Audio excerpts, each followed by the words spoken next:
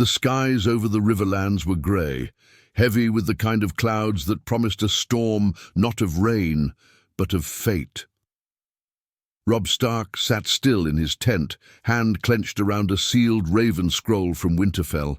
His face was young, but his eyes carried a weight that aged him too early. He had just received word that Stannis Baratheon had been defeated at Blackwater Bay.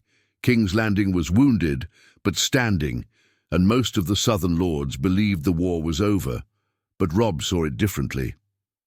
"We strike now," he said, his voice steady, not loud. His bannerman looked up, stunned. Great John Umber opened his mouth to protest, but Robb cut him off. "Tywin Lannister rides west. King's Landing is vulnerable. We won't get another chance." They had meant to move back north, regroup, defend their lands. But something inside Robb, a voice colder than winter, refused to retreat. Not after his father's head was paraded before a cheering mob, not while Joffrey Lannister still breathed. Catelyn Stark stood near the map table, her face pale. "If you march south, Robb, the north is left open. The Ironborn, they've already taken Winterfell," Robb replied, not blinking. "What more can they steal from us now?" That was the first moment he broke. His fingers trembled slightly as he reached for Grey Wind, who sat loyally by his side. The direwolf snarled low, as if sensing something terrible ahead. And maybe he did. They rode within days, 20,000 Northmen, flanked by river lords and hungry wolves of vengeance. The South had never seen the northern banners ride so far, not since the days of Torrhen Stark, the last king in the north to kneel. But this time, Robb had no intention of kneeling. News travelled fast. As the Stark host thundered through the King's Road, whispers and warnings reached King's Landing. Queen Cersei laughed it off at first. "A boy and his dogs," she sneered, sipping wine. But her face drained when word arrived that Harrenhal had fallen to Robb in less than a day, and that Sir Gregor Clegane's head now swung from a tree. Tywin Lannister was still returning from the west. The city's defences were thin. Sir Meryn Trant led what remained of the Kingsguard, but morale had been crushed after Blackwater. And Joffrey, he was too busy tormenting whores and boasting of imaginary victories. By the time the Northmen reached the gates of King's Landing, the Golden Lion banners had begun to fray from their towers. Inside the city, chaos stirred. Small folk remembered the tales of the young wolf, how he'd never lost a battle, how his dire wolf tore men apart like paper. Mothers clutched their children close, and some even whispered prayers for Robb to win. After all, the Lannisters had left them starving. Catelyn stood beside her son on the hill overlooking the city. "Is this justice, Robb?" she asked, her voice barely above a whisper. He didn't look at her. "It's the only way left." That night, they began the siege. Giant trebuchets hurled burning stones over the walls. The wildfire stores had already been used at Blackwater. There was little left to protect the Red Keep. And inside, the Lannisters panicked. Cersei ordered the gates sealed and the bells rung. "They'll never breach the walls," she told her son, brushing his hair like he was still a child. "You're the king." But Joffrey, pale and shaking, whispered, "I don't want to." "Die, mother," she slapped him. "Then act like a lion." On the 7th day, the gate broke. The Northmen flooded the streets like a river of steel and fury. Screams rose to the heavens. The gold cloaks turned on each other. Some surrendered. Others tried to defend the streets, only to be trampled. Robb Stark rode at the head, Grey Wind beside him, eyes glowing in the smoke. They reached the Red Keep before dawn. Inside the throne room, Queen Cersei waited.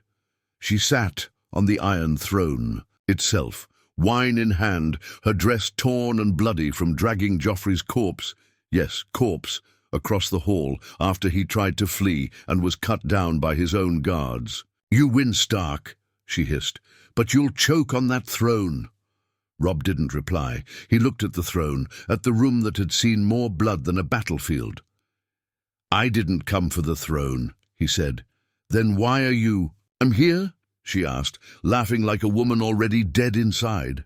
Robb's eyes met hers. "For justice." He left her alive, a mistake many would later blame him for. But he didn't sit on the Iron Throne that day. He stood above it, as if daring the gods to make him take it.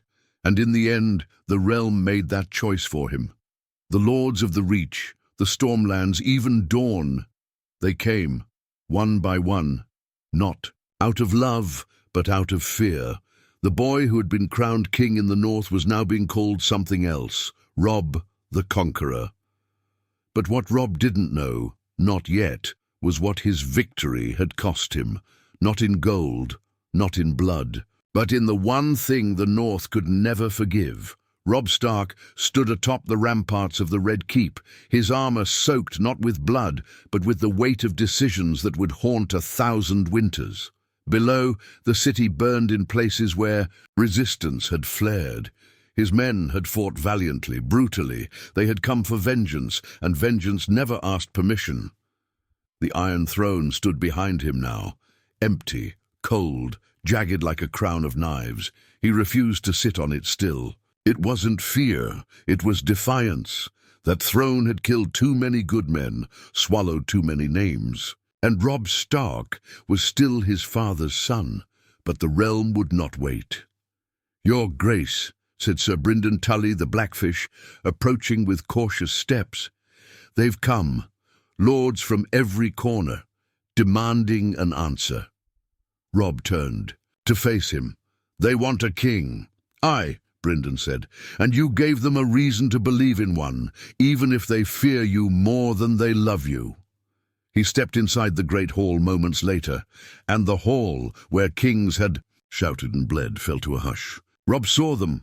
Sir Garland Tyrell, representing the fractured Reach, Oberyn Martell with a venomous smile, cloaked in Dawn's red and gold, old men with too many titles and too little loyalty, and none from the north. They had not come. Lady. Mage Mormont had sent no raven. Lord Wyman Manderley had gone silent.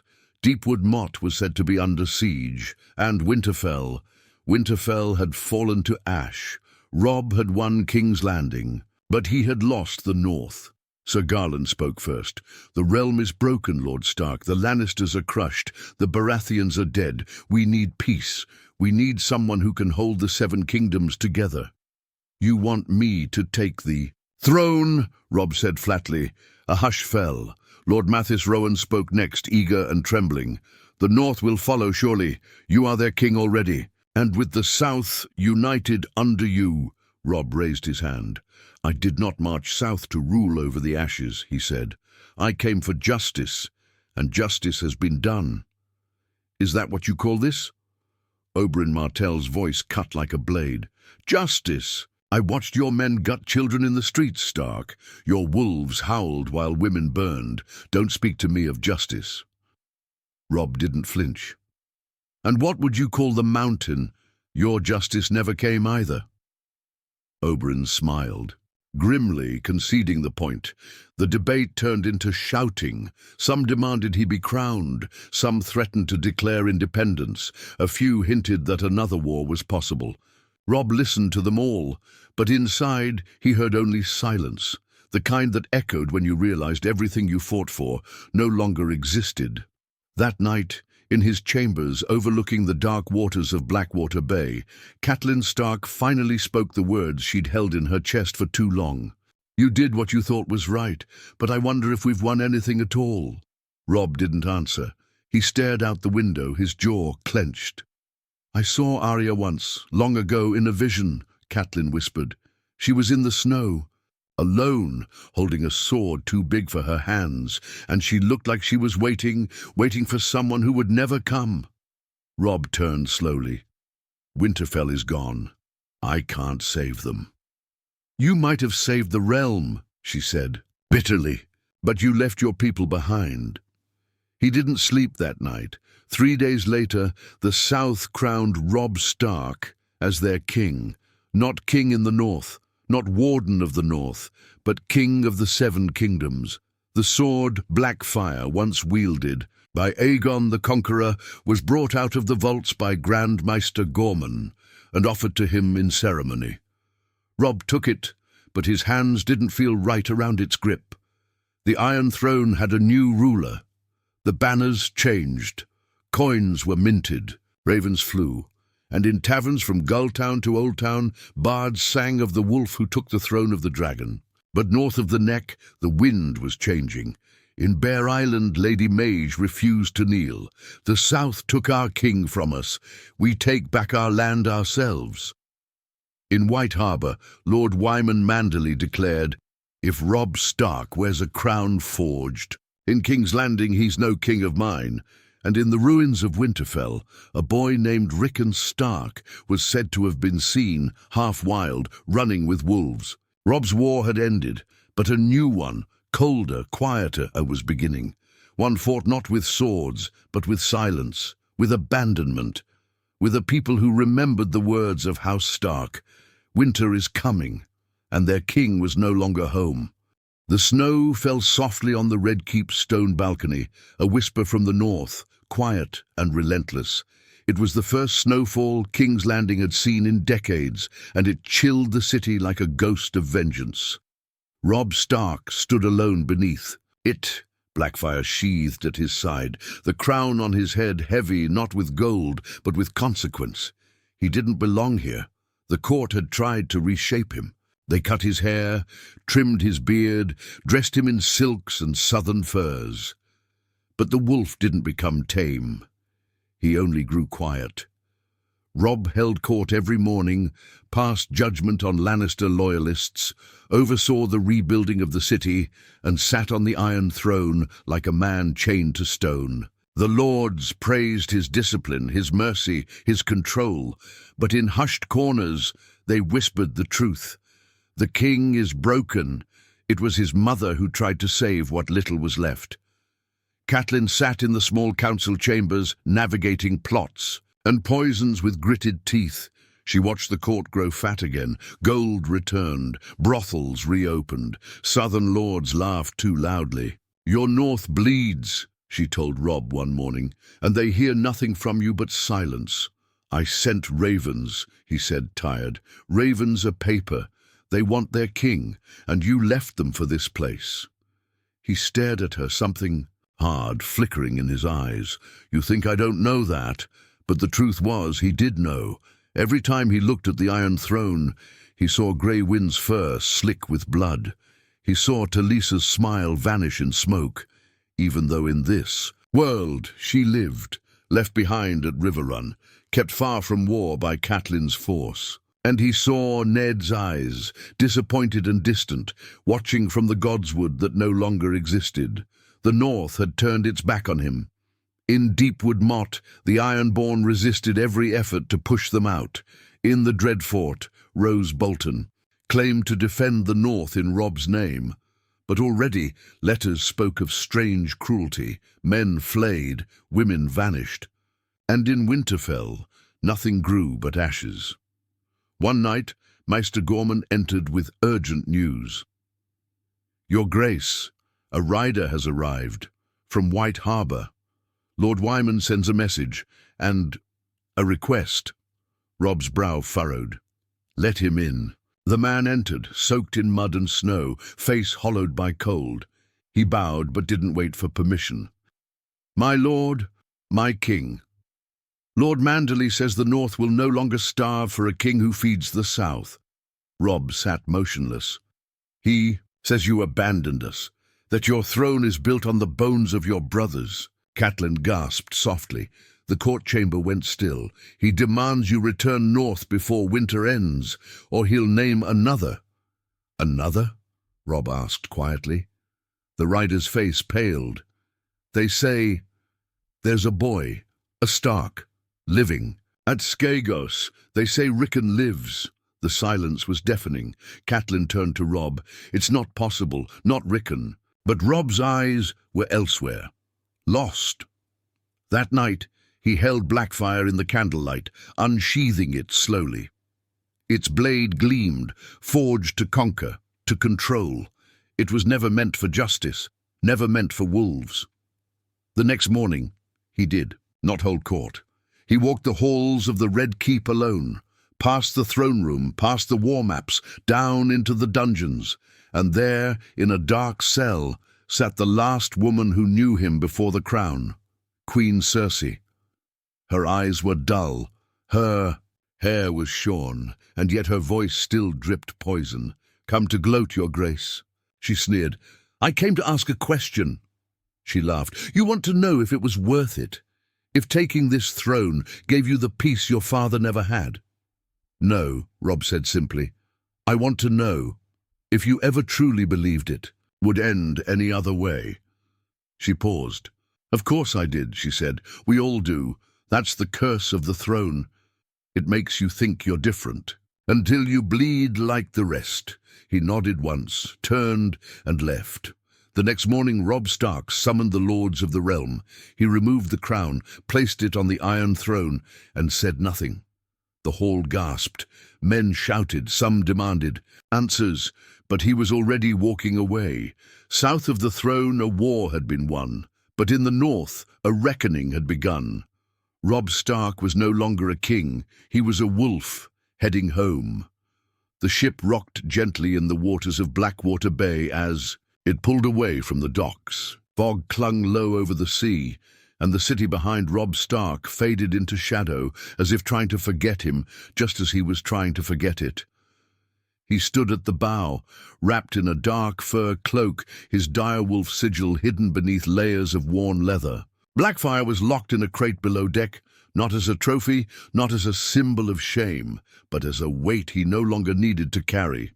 He didn't bring an entourage, only a small handful of loyal men, Lord Smalljanumber, Sir Brynden Tully, and a dozen Northmen who had stayed silent through every crown, siege, and silence. And Catelyn. She didn't speak much during the voyage. Her grief had grown quiet, now aged and sharp. She sat most days, staring at the sea, her hand clutching a strip of cloth she'd torn from one of Bran's old shirts. Robb watched her from time to time, but never asked what she prayed for. He already knew. They sailed for White Harbour first. It was no longer welcoming. Robb's banner was met with cold stares and half-drawn swords. The gates opened only when Lord Wyman Manderley himself walked out to meet them. He had grown fatter, whiter, more bitter in Robb's absence. "My king," Wyman said, his voice thick with sarcasm, "or shall I say my exile?" "I'm not your king anymore," Robb replied simply. Manderley studied him. "Good. The North needs a wolf, not a southern crow. You came to beg forgiveness." "No," Robb said. "I came to fight for it." The tension broke slightly. Manderley didn't smile, but the fire in his eyes cooled just enough. They feasted that night, a hard, quiet feast.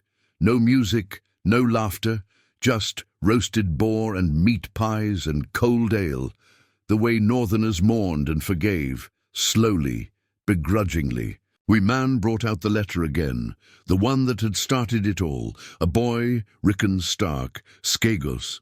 Robb held it with both hands. The ink was smeared, the handwriting rushed. But it told the tale of a ship that had docked secretly from Skagos, a crew of half-mad sailors who spoke of a feral child with grey eyes and a direwolf companion. A Stark child. "Aye," Manderley said, "if the gods spared any of you, it would be Rickon, wild as he was, and that beast of his, Shaggy Dog." Robb said nothing for a moment, then, "We leave at dawn." Skagos was not a place men went willingly. It was more myth than map, a rocky island north of the Wall, known for cannibal tribes and ancient horrors. It was said even the knights. Watch avoided its shores, but Robb had no choice. The sea turned cruel after 3 days. The sky blackened, waves towering high enough to break the mast. One of the smaller ships in the convoy was swallowed whole. The Northmen lost 3 men to the storm, and another to madness. Catelyn grew weaker by the day. Her hands shook, her voice became a whisper. The sea didn't take her, grief did. She never set foot on Skagos. She died in her sleep the night. Before landfall, clutching Bran's cloth, lips parted in mid-prayer. Robb buried her at sea, No songs, no fire, only silence. Skagos rose from the mist like the bones of some forgotten god. Jagged cliffs, black stone, trees bent by centuries. Of wind. The villagers that greeted them were strange, silent, pale, eyes too wide. They didn't speak the common tongue, not well. But when Robb showed them the stark sigil, an old woman pointed toward the mountains and said only one word, "Wolf." They climbed for 3 days. Snow beat down on them. Food ran low. Several men turned back. But Robb pressed on. Every night, he dreamed of a child in a dark wood, eyes glowing, a shadow beside him that breathed like thunder.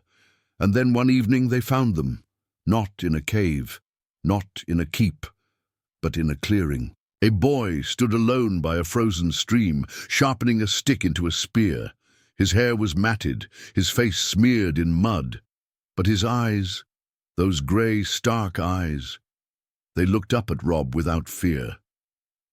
"Rickon," Robb said, the name catching in his throat. The boy didn't speak. Behind him, the trees rustled, and a black direwolf emerged, larger than grey wind ever was, eyes red as flame, teeth bared but silent. Shaggy Dog. Robb knelt. "I'm your brother," he said. "I came to bring you home." Rickon stared at him, and then slowly, as if remembering something buried deep in his wild heart, he stepped forward and whispered, "Winterfell." Robb closed his eyes. "Aye, we go home." But neither of them knew what waited there. Because the North had changed. The Boltons had made sure of it. The snow came down in thick, white sheets as Robb Stark stood once again before the gates of Winterfell, or what remained of it. The walls were cracked. The towers were half-toppled, scorched from within. The once proud grey stone had blackened, with soot and time, and above it all flew a banner that did not belong, the flayed man of House Bolton fluttering like a dare in the wind. Behind Robb stood Rickon, now cleaned and wrapped in a thick wolf-pelt cloak, Shaggy Dog at his side, watchful and restless. The boy had barely spoken since leaving Skagos, but when he saw the gate, his hands clenched into fists. He remembered. Even if he didn't say it out loud, Winterfell had once been their home. Now it was a graveyard, wearing the mask of a fortress. Robb turned to his men, fewer now, leaner, the last loyal wolves, the Small John, Sir Brynden Tully, a dozen Northmen who had not bent to the Boltons. That was all he had, but he didn't need more, because the North remembered. As Robb advanced, other banners joined him.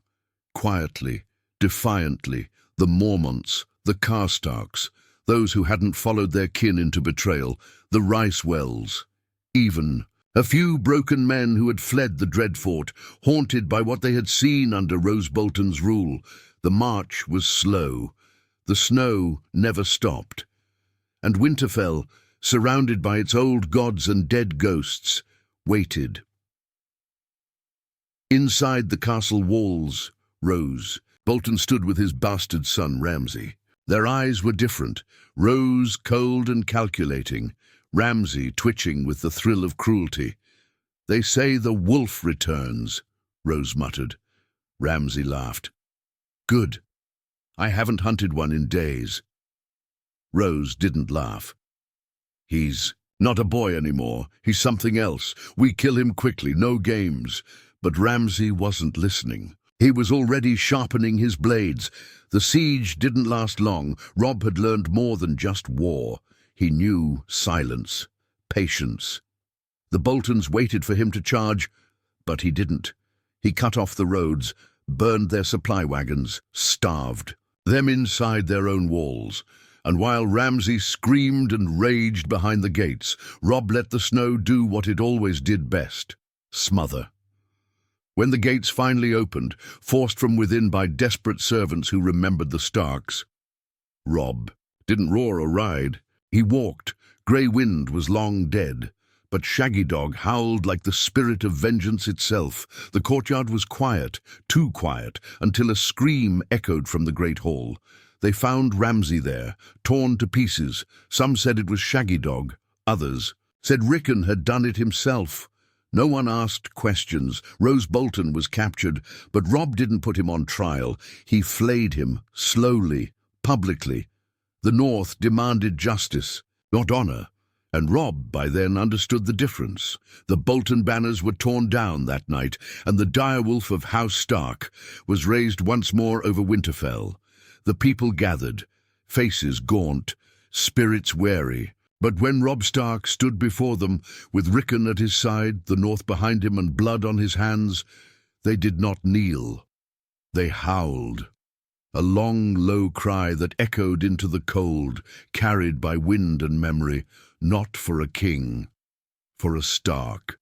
That night, in the crypts of Winterfell, Robb knelt before his father's tomb. Snow drifted down through the cracks above. He said no prayers, just pressed his hand to the stone. "I took the throne, father," he whispered, "but I lost everything along the way. I should have come home sooner." He didn't expect an answer. But deep inside, where winter and blood lived, he felt something. Stir, forgiveness, maybe, maybe not. But he was home, and that was all that mattered. The realm would go on without him. Let the South burn. Let the dragons fly. Let kings rise and fall. The North had its Stark, and winter had finally come.